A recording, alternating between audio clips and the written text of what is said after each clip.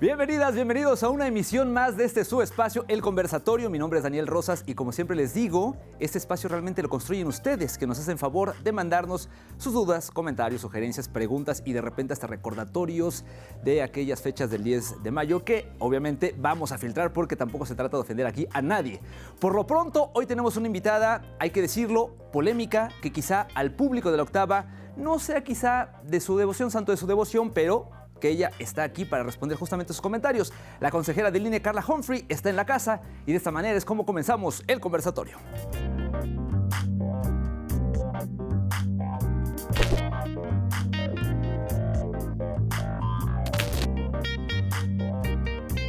Y solo en el supuestísimo caso de que ustedes no ubiquen perfectamente quién es Carla Humphrey, como cada emisión tenemos aquí en el conversatorio el termómetro, los momentos que son claves de su vida profesional y que a continuación recreamos. Como decía Vicente Fox, el que no se mueve no sale en la foto. Así que el conversatorio hoy se mete al tema electoral.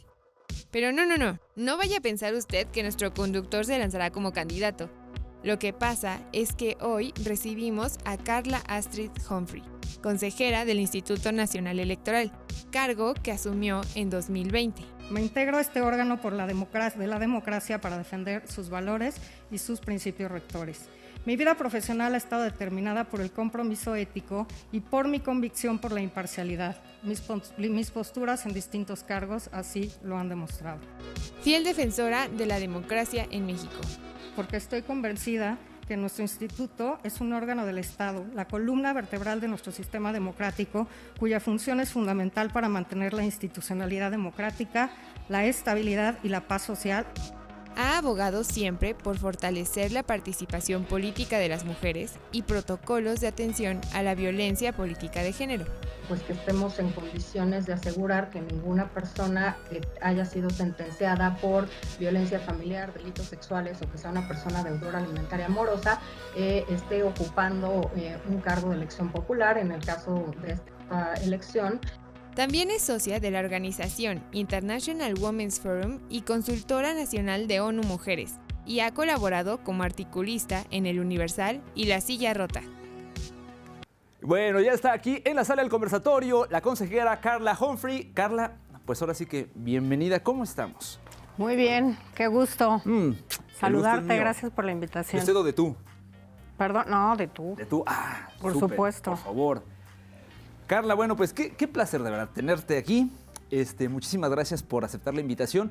Y lo digo en este tono porque el público de la octava, solo por si pues, de repente no te has dado cuenta, es como, nuestro público es como muy ávido a las noticias duras de política y la verdad es que muy crítico. Y eso nos ha enorgullecido mucho, porque no es este público que normalmente hace como comentarios soeces o bobos, sino realmente es gente que le interesa saber de las personas que vienen y nos acompañan. Entonces, la verdad es que el día de hoy pues estoy muy agradecido y además en la antesala de una discusión que se va a dar bien importante en el Congreso de la Unión, empezando por la Cámara de Diputados, sobre esta reforma al INE. Así que bueno, pues muchísimas gracias, Carla. Al contrario, gracias por la invitación, gracias por invitarme a tu casa y por supuesto encantada de recibir las preguntas del público que te sigue. No, hombre, agradecidísimos. Déjame empezar porque la otra vez me regañaron, que me puse a platicar mucho con la persona que estaba aquí y a la mera hora ya ni estábamos platicando. Ya estaba aprendiendo yo la hoja. A ver, hicimos esta convocatoria, que es este ejercicio de lanzar a través de nuestras redes sociales de la octava, pues decirle, oigan, va a estar con nosotros aquí Carla Humphrey. ¿Qué le preguntarían? Construye la noticia con nosotros. Y lo primero que te dicen es, ¿por qué nunca responden? Y entiendo que no es nada más un tema tuyo. Dice, ¿por qué nunca responde con exactitud el salario de los consejeros? Este tema, Carla, que ha habido pues desde la actual administración, en donde se pidió, se hizo una ley para que ningún funcionario público o servidor gane pues más que el presidente. Pero no sé, puede ser mi percepción. Yo creo que sí es información clara la del sueldo de los consejeros del INE. Pero sigue habiendo este tipo de señalamientos. ¿Qué decirle a la gente, Carla? Bueno, siempre he dicho, y quizá por eso esa pregunta, que pues el sueldo está a la vista de todo el mundo en transparencia, en los presupuestos, que por supuesto ahora acabamos de enviar nuestro presupuesto y ya está integrado en la Cámara de Diputados, fue a entregarlo justamente el secretario de Hacienda, y también que ha habido un debate respecto a por qué si los salarios son arriba, abajo, en fin, y pues lo que pasa es que no está resuelto en la Corte. El tema de a cuánto deben ascender los salarios de las y los consejeros es un tema que está subyúdice, está todavía en la Corte, no se ha resuelto. Subyúdice quiere decir que no se ha resuelto. Subyúdice quiere decir que está sujeto a un proceso jurídico que en su caso tendrá que resolver la Corte respecto a esta ley, digamos, de remuneraciones y también a cuál es el derecho de otros integrantes de distintos órganos del Estado, porque, bueno, el presidente es el titular de un órgano, de un poder ejecutivo, pero habemos otros que somos integrantes de órganos autónomos, que también son órganos constitucionales, pero digamos que no están en esta misma esfera de el poder ejecutivo de la Unión, como tampoco lo está el Poder Judicial. El Poder Judicial tampoco está en este rango, digamos, establecido por esta ley, que ningún servidor o servidora pública debiera ganar más que el presidente. Y por tanto, pues ese análisis es el que tendrá que realizar la Suprema Corte. Oye, Carla, esta visión, supongo que es compartida entre los diferentes consejeros y el grupo, en general toda la gente que trabaja en el INE, en cuanto a que no es un poder dentro del Ejecutivo. El INE es un órgano autónomo.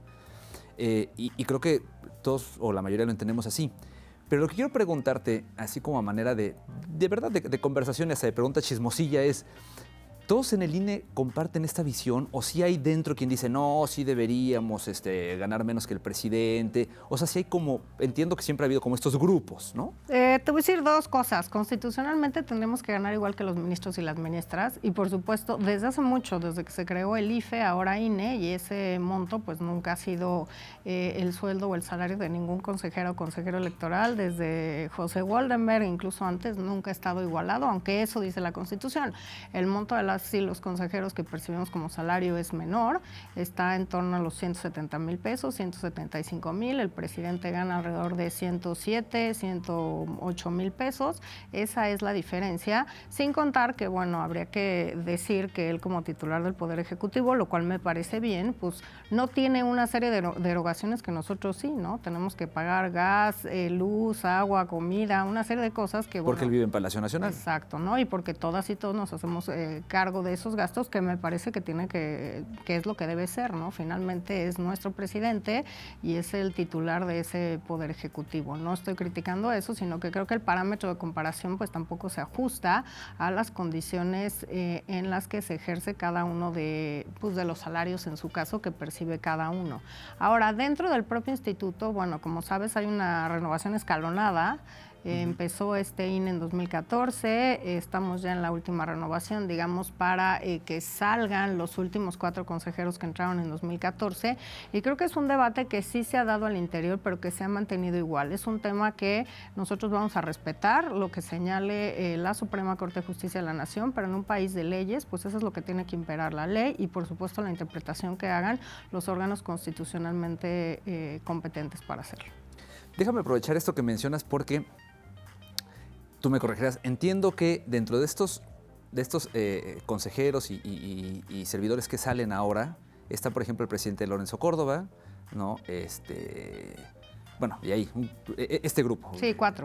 Que ha sido muy, muy criticado recientemente. Salen ellos y a ellos ya no les toca, tú me corregirás, les toca dejar la elección, digamos, organizada para el 2024, pero ya no les tocará a ellos como tal ser partícipes de esa elección. Y yo te lo pregunto pues porque de alguna manera también me gustaría pues, que nos dieras tu lectura de cómo podría quedar un poco esto. Pero además me gustaría preguntarte algo que en redes sociales sí nos hicieron llegar. Te preguntan que si te gustaría a ti ser presidenta del INE. ¿Y qué le modificarías al INE? Bueno, creo que son 4 los que se van, una consejera, 3 consejeros, entre ellos el consejero presidente. Es la primera vez que se renueva el INE con base en esta reforma constitucional de 2014. Va a ser interesante ver cómo se desarrolla ese proceso. Digamos que nosotros seguimos trabajando, a pesar de que ellos están a menos de 7 meses de irse, pues de manera normal, en comisiones normales, desahogando los proyectos y los planes de trabajo.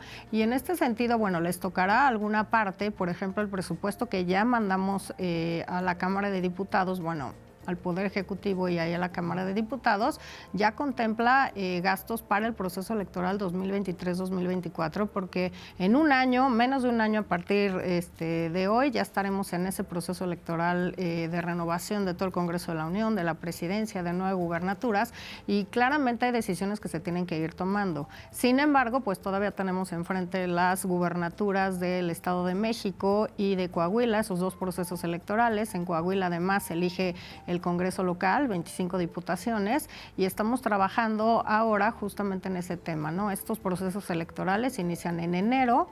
Mis compañeros se irán en abril y por tanto pues hay ciertas acciones que se tienen que ir detonando para ir organizando los procesos electorales. Por ejemplo, algunos estudios que estamos haciendo de si tenemos que tener el dato del municipio dentro de la propia boleta electoral impresa o se pueden poner en un sello ya cuando se hace el conteo y el sellado de las papeletas, y esto reduce tiempos de impresión, costos, el papel seguridad que necesitamos, el tiempo de distribución, por ejemplo. Entonces, hay algunas medidas que tenemos que ir adoptando y que ellos también formarán parte de alguna serie de medidas que tomaremos. Una prueba piloto, por ejemplo, que haremos por primera vez en el extranjero, que es una prueba de voto presencial de forma electrónica, es decir, las y los mexicanos, concretamente los que tengan credencial tanto en territorio nacional o en el extranjero, pero que sean del Estado de México, de Coahuila, podrán ir a sedes diplomáticas de nuestro país, en este caso concreto a 4, Los Ángeles, Dallas, Montreal y Atlanta, Chicago me parece, para poder emitir su voto de manera presencial. Entonces, estos temas es claramente otro de los que llevaremos a 2024. La experiencia que pase con este tema, pues nos ayudará a ver qué modificamos, qué quitamos, qué cambiamos respecto de distintos procesos que seguimos. Entonces, bueno, hay una serie de decisiones inmersas en las que participarán, pero concretamente como de cara al proceso electoral 2023-2024, pues ellos ya no estarán... ya como de salida. Exacto, incluso se van en abril, es decir, 6 meses antes de que inicie el proceso electoral federal, que obviamente es concurrente con varias elecciones a nivel local. ¿Y sobre ser presidente? Bueno, a ver, yo he tenido una trayectoria en el mundo electoral pues desde hace varios años. Yo entré al IFE en 1997, luego fui consejera electoral en la Ciudad de México de 2006 a 2013, es decir, ninguno de mis colegas que integra el Consejo General fue consejero electoral antes que yo. Yo fui la primera, ¿no? El primero de este nuevo capítulo, llamémoslo así, pues fue Lorenzo Córdoba, que entró en 2011 al INE. Yo ya llevaba entonces 5 años de consejera electoral a nivel local. En esta trayectoria electoral estuve en la Sala Superior un tiempo y pues obviamente el tema de haber concursado varias veces para poder integrar el INE. Yo creo que a cualquiera de las y los que estamos ahí sería un orgullo ser presidenta o presidente del Instituto Nacional Electoral, por supuesto que me gustaría, pero es un tema que yo no resuelvo, lo resuelve la Cámara de Diputados y Diputadas y bueno, ellos tomarán las decisiones respecto a cómo hacer una convocatoria, en qué términos y al final a quién van a decidir que sea o que presida este órgano. A ver, solo ahí para salir de sospechosismos, como dicen por ahí. Si me estás comentando que tendría que ser entonces el Poder Legislativo quien lo resuelva, ¿cuál es el proceso? ¿Se tiene ya definido? O sea, ¿de qué dependería que pudiera ser tú o que pudiera ser otra persona? El procedimiento, que además es importante esto, porque luego se alude a cómo llegamos y que son cuotas, etcétera. Pues el procedimiento está establecido en el artículo 41 de la Constitución. Allí establece las etapas, los órganos que intervienen, las formas, qué elementos tiene que tener la convocatoria. Se puede inscribir cualquiera que reúna ciertos conocimientos electorales y que vaya pasando cada una de las etapas. Así ha sido desde 2014 a la fecha. Así han habido 3 renovaciones de 3 o 4 colegas cada vez y bueno, esta pues seguirá la misma ruta, ¿no? Otra vez lo que establece la Constitución para este procedimiento de designación de nuevas consejerías. Ok. ¿Lo ves difícil? Pues veo que es un proceso, pues yo diría, puede ser mejorable también el proceso de cómo se eligen consejeras y consejeros, pues pudiera ser, como todo en la ley y en la Constitución es perfectible y mejorable. Sin embargo, bueno, como yo lo veo y como un tema de regularidad legal, digamos, y constitucional, pues se seguirá el procedimiento que está establecido hoy en nuestra Constitución y entonces pues decidirán las y los diputados. Ok, súper. Me brinqué, es que hay un tweet que te manda así como 3 o 4 preguntas juntas. Y entonces déjame retomar 2 de las que vienen en este tweet. Bueno, una cuando menos. Te preguntan que si en verdad crees que exista la neutralidad en los servidores públicos. Y supongo que tiene que ver, o lo contextualizo yo, pues por este debate que ha habido de que si el INE apoya o no a la oposición, que si el INE trabaja o no como un árbitro realmente legal. ¿Qué responder a la gente que critica esto? Bueno, yo creo que el INE es un árbitro electoral, no es el poder. Lo que hace el INE es, digamos, abrir los canales para el ejercicio del poder, para que la gente esté en un espacio de decisión pública, pero nosotros no ejercemos ningún poder. ¿Qué quiero decir con esto? Hay formas en las que el INE puede ser, digamos, dirigido. Yo no estoy de acuerdo en concreto en cómo se ha hecho en los últimos años, desde que entré al INE hasta ahora. Creo que es un asunto muy protagónico, de meterse en muchas controversias, de hacer declaraciones que no deberían ser hechas, porque creo que nuestra mesa de debate es justo la mesa del Consejo General. Ahí están los partidos políticos, estamos las y los consejeros, están incluso consejeros del Poder Legislativo de los partidos políticos que tienen grupo parlamentario, y yo creo que hacer estas declaraciones, digamos, pues muy complejas en torno a cualquiera de las decisiones que tomamos, revocación de mandato, presupuesto, las cuestiones que tienen que ver con radio y televisión, con los spots, con las declaraciones, pues creo que hay que hacerlas con más pausa, ¿no? Con mucho más cuidado y no estar en la línea justo esa, ¿no? El INE está con la oposición, está con el partido en el gobierno, el INE no está con nadie, el INE arbitra el ejercicio y el acceso al poder más que otra cosa, y en ese sentido no está ni a favor ni en contra de ninguno como debiera estarlo. El INE es garantía y por eso es un órgano constitucional autónomo que nos ha costado mucho trabajo construir para arbitrar el acceso al poder, pero nosotros no somos el poder. Yo no estaría de acuerdo con muchas declaraciones, nos pasa mucho en Consejo General que, ¿y eso a qué viene al cuento? No viene en el debate, no está en el orden del día, no es el punto del orden del día. ¿Para qué hacer esa declaración? Eres una gran servidora, me refiero en el sentido de que sabes muy bien cómo medir tus palabras. Entonces, déjame decirlo yo y ya nada más tú me dirás si sí o si no. O sea, nos estamos refiriendo a las declaraciones que suele hacer el consejero presidente Lorenzo Córdoba, las que están de repente salidas de la orden del día y todo esto que nos has comentado. Sí, pero diría que no solo el presidente, ¿no? Hay algunos otros colegas, digo, no tantos afortunadamente, que también inciden en este debate incendiario y en provocar reacciones muy complejas, en abrir temas que para qué, y sí se han vuelto unas sesiones en las que se dicen cosas para provocar a los partidos políticos que entren al debate de determinados temas. Yo creo que eso no es garantía de neutralidad para nada. La garantía de neutralidad está en nuestro trabajo, en cómo decidimos, en que tenemos que hacerlo ajustado a la Constitución y a las leyes, y que siempre además hay un tribunal electoral que puede revisar cualquiera de los actos institucionales. Es decir, ningún acto del INE es definitivo por sí y por tanto hay otras instancias que pueden resolver si nos ajustamos a la ley y a la Constitución o si tienen que revocarse las decisiones que tomamos. Sí, que eso para la mayoría de la gente, digo, a lo mejor nosotros, bueno, obviamente tú que estás metísima en el tema electoral, nosotros que en la parte periodística nos ha tocado pues verlo, pues sabemos que después del INE hay un tribunal electoral, pero en el colectivo la gente siempre dice que es decisión del INE y se van con esta idea y esta finta, pero bueno. Déjame retomar preguntas de la gente que quisieron llegar a través de las redes sociales. Y creo que esto creo que lo has explicado, pero servirá nuevamente. Preguntan, ¿por qué en su boda solo aparecieron amistades panistas? Así de tajo lo digo, esto es absolutamente falso. En primer lugar fue una boda de amigos y de amigas, y en segundo lugar pues hubo de distintos partidos políticos, ya que los amigos y amigas estén en diversos partidos políticos, pero es absolutamente falso que solo fueron panistas.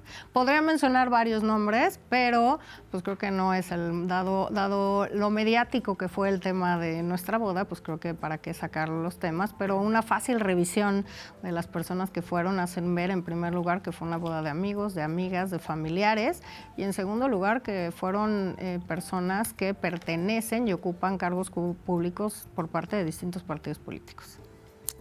Carla, déjame retomar algo, bueno, seguramente lo sabes, pero para la gente que nos está viendo a lo mejor ya no lo recuerdan, estuvo aquí en esta misma sala el doctor Santiago Nieto, después de esta como ausencia mediática que tuvo un tiempo, tuvo a bien venir pues a platicar acá con nosotros, además hay una buena relación con él, pues.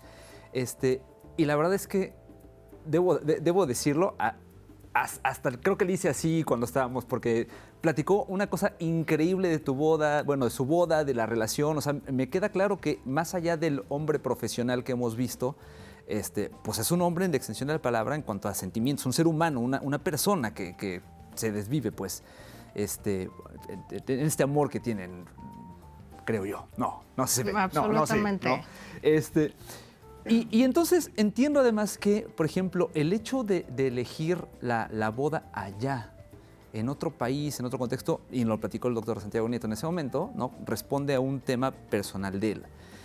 Lo que quisiera yo preguntarte es, a ti de repente, o sea, nunca hubo esta como alarma interna de decir, híjole, esto nos puede traer problemas, deberíamos reconsiderarlo, no sé, es muy fácil criticar desde afuera. Y ahora que ya pasó y que explotó, decir, no, pues, qué bobos, ¿no? Era muy fácil que los criticáramos por la falta de austeridad. Pero de repente, cuando está uno adentro, pues no es tan fácil.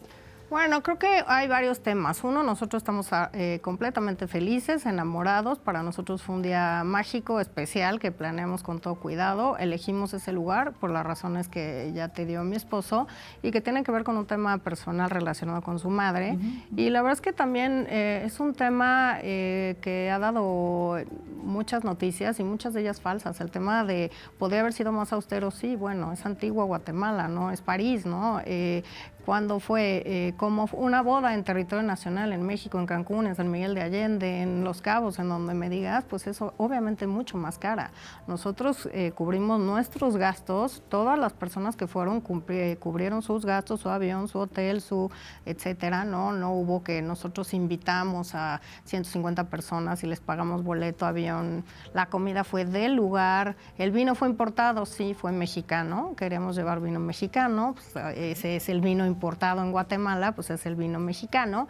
Y la verdad es que yo creo que las personas que fueron te podrán decir que fue una boda muy bonita, pero más que nada por la mística de las personas que acudieron y porque es un lugar muy bonito, ¿no? No hay que hacerles gran cosas al lugar donde fue, sino que propiamente es un lugar tan bonito que no necesitas hacer grandes gastos, ni gran decoración, ni gastos ostentosos para que fuera esa boda.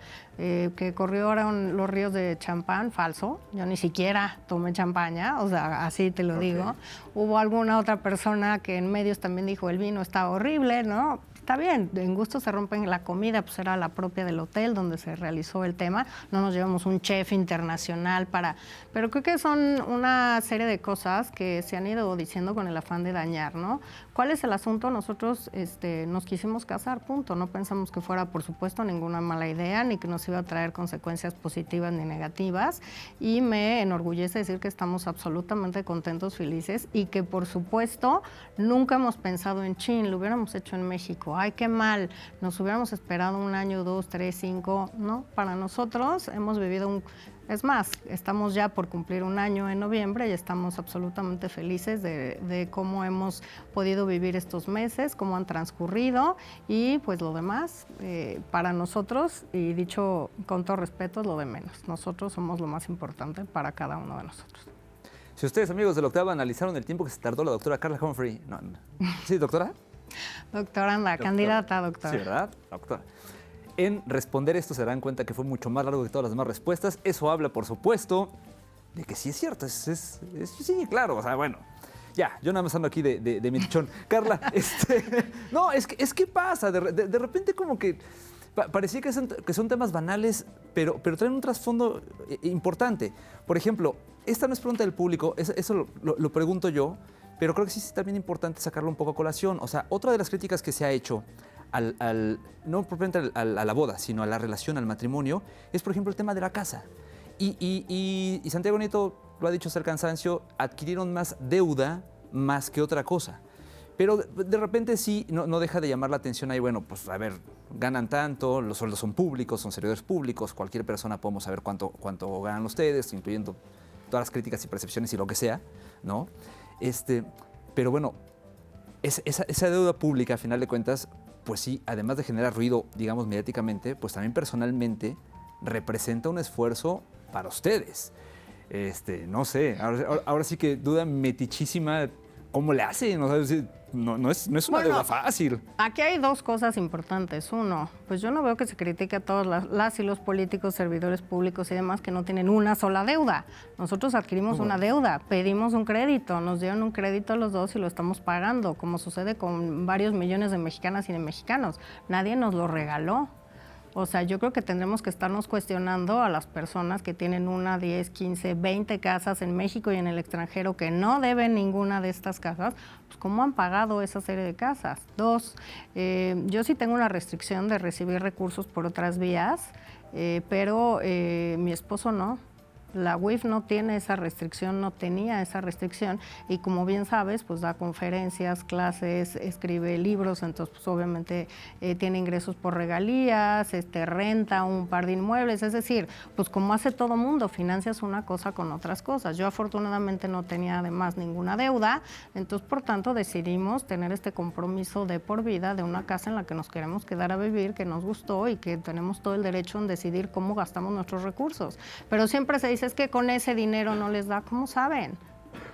¿Cómo saben qué otra fuente cómo saben si mis papás me dejaron A, B o C, mi familia tiene acceso a otra serie de recursos? En el caso de mi esposo, claramente él no tiene ninguna restricción ni legal ni constitucional para recibir otra serie de recursos. Entonces creo que es el tema de, claro, con ese sueldo les dieron ese crédito.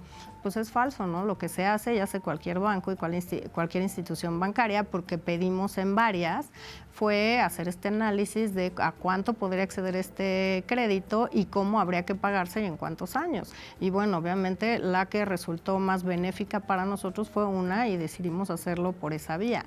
Pero pues no hay nada oculto. Tan es así que la prensa se enteró porque lo registramos en nuestras declaraciones patrimoniales. No estamos escondiendo nada. Entonces yo la verdad es que me pregunto, ¿qué tipo de servidoras y servidores públicos queremos en este país? Estos que esconden todos los gastos, que esconden todos los bienes, que esconden todas las casas, que son miembros de cualquier cantidad de empresas, negocios, consultorías, asesorías, etcétera, o aquellos que dicen, bueno, sí, vamos a adquirir este crédito y lo vamos a pagar con nuestros recursos.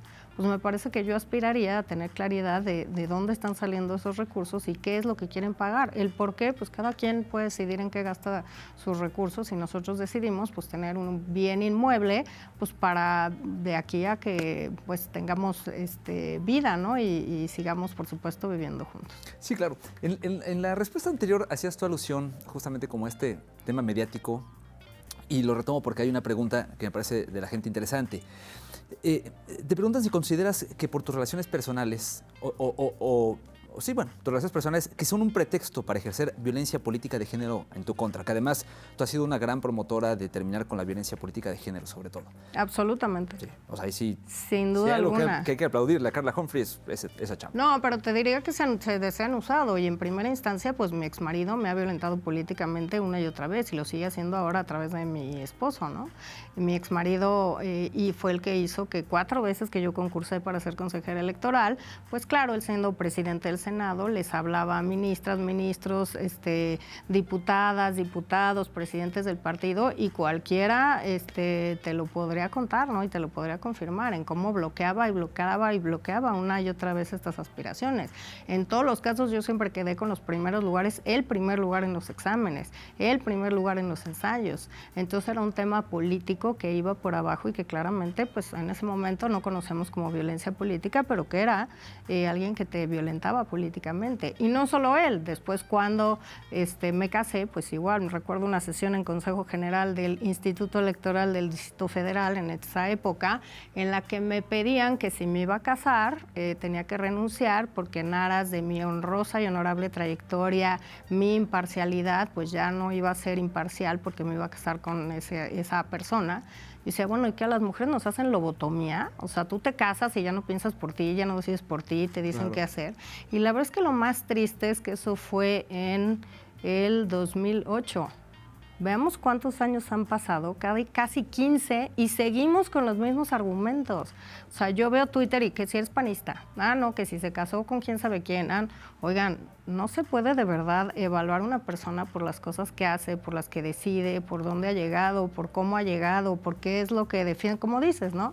A mí me parece muy grave la violencia política que viven las mujeres en nuestro país, cuando quieren ejercer un cargo público, cuando quieren acceder a uno, las mujeres en pueblos y comunidades indígenas que ni siquiera se les permite presentarse a elecciones, la violencia que viven todos los días, pues es algo que obviamente tenemos como país que combatir, que sancionar, que reparar, que erradicar, y lo que estamos haciendo es que por abajo del agua seguimos permitiendo estos discursos. Estos discursos de violencia yo los enfrento en Consejo General. Hay expresiones que no las puedes creer, de un año, ¿no? De decir, ¿por qué van a cambiar propuse cambiar 2 fórmulas de diputaciones para tener la primera Cámara de Diputados y Diputadas integrada con 250 diputadas y 250 diputados, y los argumentos de compañeros míos fue que yo quería infringir la ley y cambiar las normas, y otro dijo, ¿cómo es posible que por un cromosoma quieran cambiar una fórmula de diputados? Y yo dije, wow, eso el año pasado, no te estoy diciendo en 2010, 12, 15, el año pasado. Y este tipo de discursos son importantes, no es porque aquí los venga a echar de cabeza, sino porque es importante... espacio, cabeza. Pero es importante visibilizar estos temas a los que nos tenemos que enfrentar, porque los seguimos enfrentando, ¿no? Es un tema que no se resuelve de la noche a la mañana y que incluso a nuestros colegas hay que decirles, ¿están escuchando lo que están diciendo? Entonces ya tienden a restringirse, incluso cómo evalúan, ¿no? La paridad es 50%, punto. No, eso no dice la Sala Superior y eso no dice la Constitución. El 50% es el piso. Si más mujeres ganan, por ejemplo, un escaño, una curul, una senaduría, no se los tienen por qué quitar. Pero eso es lo que entienden colegas míos hoy, en este año, en el año pasado. Y esas son las luchas internas que tenemos que dar para asegurar la paridad en gubernaturas, por ejemplo. Un tema que costó mucho trabajo. Me acuerdo perfecto que cuando ya tenía el primer acuerdo de paridad en gubernaturas para las elecciones de 2020-2021, me habla el consejero presidente, Carla, es que los senadores quieren hablar con nosotros, están muy ocupados, muy preocupados. Y yo, muy bien, ¿y qué? ¿Nos van a matar, linchar o qué? Hablamos y no había ninguna mujer. Y comencé a buscar senadoras. Y las senadoras, a la quinta de todos los partidos, me dijo, Carla, es que nos prohibieron meternos en ese tema. Prohibir es igual a violentar, es violencia política. ¿Por qué? Porque luego les quitan las presidencias que tienen, las secretarías, no las dejan subir a tribuna, no las dejan presentar iniciativa, no les dan recursos para una política pública. Eso estamos hablando del año pasado. Entonces, para que veamos dónde están esos temas, y por eso yo digo, sí, a mí me violentó mi exmarido políticamente varias veces.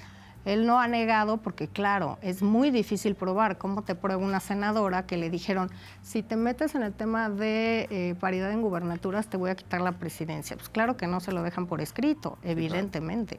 Entonces son estas actitudes que son muy difíciles de probar, pero que de verdad hay que visibilizar para que hombres y mujeres podamos combatir este tema de la violencia de género. No, bueno, sí, durísimo. Y la verdad es que ahí sí, digo, periodísticamente hay que reconocer además esta lucha que has tenido y que afortunadamente has logrado además conseguir ciertos consensos como estos que me platicabas del Senado, que sin duda son importantes, y un tema, pues ya ni siquiera nada más del INE, o sea, creo que en muchos órganos del públicos, pues, tienen este mismo problema. Pero bueno, déjame retomar preguntas de la gente, porque si no se nos va el tiempo. A ver, el INE no es pulcro. De cara a la reforma que se va a discutir en el legislativo, ¿cuáles son los cambios que debería hacerse o el INE debería quedar igual? Te pregunta. Bueno, yo creo, no puedo compartir el tema de que no es pulcro, porque hablábamos hace un rato de las diferencias entre la Sala Superior y el INE, ¿no? Y que todo el mundo dice, es que el INE decidió, el INE dijo, el INE determinó, aunque hay una Sala Superior. ¿Y por qué es esto? Porque el INE es mucho más visible. Es una caja que se puede ver desde cualquier lado, casi de cristal. Hay medios de comunicación ahí, partidos políticos, representantes de las cámaras, obviamente consejeras y consejeros, que no pasa en los tribunales y en general en el Poder Judicial. Entonces creo que por eso pues, no puedo compartir el tema de la pulcritud o no, más bien yo diría es pulcro, es transparente y es abierto. Todos sabemos que se decide, todas las comisiones son abiertas, los partidos políticos son parte integrante de las comisiones del Consejo General. Pero pues yo creo que por otro lado, pues todas las leyes son perfectibles, ¿no? Te diría, a ver, sí, ¿podemos llegar con este marco electoral a 2024? Sí, sin duda. ¿Se puede organizar un proceso electoral exitoso? Sí, sin duda. ¿Se pueden cambiar cosas? Claro. Yo no cambiaría nada a nivel constitucional. Creo que es riesgoso. Estamos ya en septiembre de 2022. Cambiar algo que implique cambios sustanciales a la institución o a cómo organizar procesos electorales, particularmente de cara al siguiente proceso electoral, que otra vez será el más grande de la historia. Tendremos casi 96 millones de personas en el padrón electoral, instalaremos 166,000 casillas en todo el país. Sigue creciendo la población y obviamente siguen siendo las elecciones más grandes cada vez. Ahora, reformas legales yo sí haría. Por supuesto, obligaría a que se legislara en materia de paridad en gubernaturas y paridad en ayuntamientos, en presidencias municipales. Ahí las mujeres apenas alcanzan... Pero ya no estamos hablando del INE, o sea, ya sería... No, se pueden hacer cambios legales, no constitucionales. ¿Qué haría yo? Urna electrónica, siempre con el tema de voto electrónico me topo con constantes negativas de distintos integrantes del INE. No, es que no está permitido por la ley, no, es que no es seguro, no, es que si apenas estamos logrando, digamos, que se crea en las elecciones y en que se cuentan los votos en papel, ¿cómo vamos a cambiar a electrónico? Yo digo, pues es que creo que estamos hablando de países a distintas velocidades. No puedes cambiar un voto electrónico en 5 minutos en todo el país, pero las urnas electrónicas, en el INE siempre se dice, es que no tenemos experiencia. Pues no, si usamos 100 en cada proceso, a nivel de las entidades federativas, llevamos 17 años probando urnas electrónicas. Sí. 17. Voto en el Internet, lo hicimos en el IEDF hace 10 años. El INE lo acaba de autorizar para la elección pasada. Se tarda 10 años en modificarse toda esa estructura que se llama INE. Hoy en la mañana tenemos un debate, bueno, no un debate, pero... En los tiempos de Woldenberg, este primer IFE, se hacían unas reuniones que se llaman regionales por circunscripción. Tenemos 5 divididos en el país para ver a las personas que trabajan en el INE en cada uno de los estados y en las vocalías. Y yo decía, oigan, no podemos tener esas mismas reuniones como si no existieran plataformas virtuales, redes sociales y otra forma de comunicarnos con nuestra gente, sino que estas se hacían en 3 días en distintas sedes a las que iban las y los consejeros, asesores, vocalías. Me parece un gasto excesivo. Creo que, claro, hay que privilegiar el tema presencial, conocer a la gente que trabaja en el instituto, pero creo que también pueden hacerse de otras formas. Entonces, me dice, ¿se puede cambiar? Sí, yo cambiaría, garantizaría paridad en gubernaturas, paridad en ayuntamientos, el voto electrónico en cualquiera de sus formas y dejar al INE que vaya tratando voto anticipado. Muy importante para personas en hospitales con alguna discapacidad o gente, por ejemplo, que trabaja en plataformas petroleras, algunos colectivos que quizá no pueden estar en su sección electoral el día de la jornada. Y para mí, sin duda, yo aspiraría que en este país cualquier persona, incluso desde el extranjero, pueda votar por los cargos que le corresponden de acuerdo a su domicilio de cualquier lugar del mundo. Si es en una urna electrónica, si es en una plataforma digital, si es en por internet, si es presencialmente, pero que puede ejercer sus derechos políticos y electorales de manera plena. Incluso ahora en las consultas populares o en la revocación de mandato. Entiendo evidentemente que es un tema súper complejo y a lo mejor yo lo voy a simplificar muchísimo en aras de lo que entiendo que es el trasfondo de repente de estas preguntas. Estos cambios que tú nos has hablado, pues sí, sin duda son muy, muy interesantes. Pero de repente siento yo, a lo mejor me equivoco, ¿no? Siento yo que la gente de repente pregunta si el INE no debería cambiar, por ejemplo, en cuanto a estos temas que han sido muy mediáticos, como por ejemplo bajarse los sueldos, reducir de repente el número de consejeros, centralizar todas las elecciones, que en lugar de que haya el OPLES, se llaman, ¿no? Tú me dirás qué significa OPLE porque no me acuerdo, ¿no? En cada entidad, o sea, que pudiera el INE, o sea, que son básicamente las propuestas que ha expuesto a la sociedad el presidente en sus mañaneras. Hay muchos de esos temas que el INE no puede tocar porque son temas de ley. Nosotros podemos hacer muchas... ¿Qué es lo que me decías que no se puede reformar constitucionalmente? Constitucionalmente, por ejemplo, cambiar a un Instituto Nacional de Elecciones y Consultas, los temas de reducir los escaños en las cámaras, es un tema que está en la Constitución, el tema de reducir el financiamiento de los partidos políticos, es un tema que está en la Constitución, el tema si va a haber financiamiento de campaña o no, es un tema que está en la Constitución, el tema de cómo se van a utilizar los tiempos del Estado en radio y televisión, es un tema de la Constitución. Hay muchos temas, nosotros no somos legisladoras ni legisladores. Esos, además, por lo que se requiere para modificar la Constitución, creo que los tiempos no están para eso y yo no aprobaría una reforma tan importante en una elección presidencial, sino en una intermedia. Por si hay que ajustar algo, pues hay tiempo de ajustar, hay 3 años para ajustarlo. Modificaría cosas de ley que lo tiene que hacer también el Congreso de la Unión, no lo podemos hacer nosotros. ¿Qué podemos modificar que yo haría?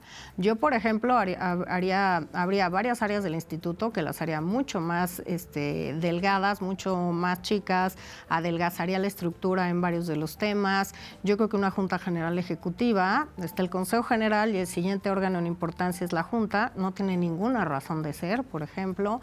Sí creo además que en el tema de fiscalización, para mí, es muy importante que no se están atendiendo los temas relevantes en fiscalización. No estamos viendo el tema de recursos ilícitos en las campañas electorales, el uso de recursos públicos, pero que se utilizan ilícitamente en las campañas, el uso de recursos en efectivo, incluso, por ejemplo, el uso de monedas virtuales. Seguramente estamos a 2 de empezar a ver este tema en elecciones y en el INE no hay nadie preparado para ver eso. ¿Qué es una blockchain? ¿Cómo se utilizan los VASP, los proveedores de servicios de activos virtuales? ¿Cómo funcionan las Bitcoin? ¿Cómo podrían funcionar en elecciones? Es algo que nadie ha visto. ¿Cómo se hacen estas triangulaciones? Personas políticamente expuestas, beneficiarios finales. Hay muchos temas que podemos tratar vía reglamento. Tenemos un reglamento de fiscalización de este tamaño que para mí no sirve para nada. O sea, sirve para de forma entregar el informe, saber cuánto, qué plazos, qué es lo que tengo que reportar, pero a ver, seamos claros. El término que tenemos que nosotros saber como autoridad, pero la ciudadanía, es en qué gastan, qué ingresan y en qué gastan los partidos políticos y las candidaturas. Y eso no está en lo que informan, está fuera de lo que informan. Entonces creo que hay muchos temas que hay que hacer frente vía reglamentaria. Y que bueno, también ahí hay que decirlo así, pues unos acabamos de entrar, otros van a la mitad, otros ya se van. No hay tampoco este gran ímpetu por hacer cambios. Me dicen que soy muy arrojada, muy aventada y quiero hacer los cambios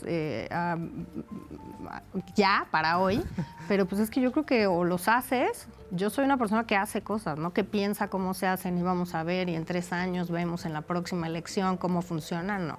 Yo creo que las cosas, y para eso estamos aquí, para hacer que las cosas sucedan.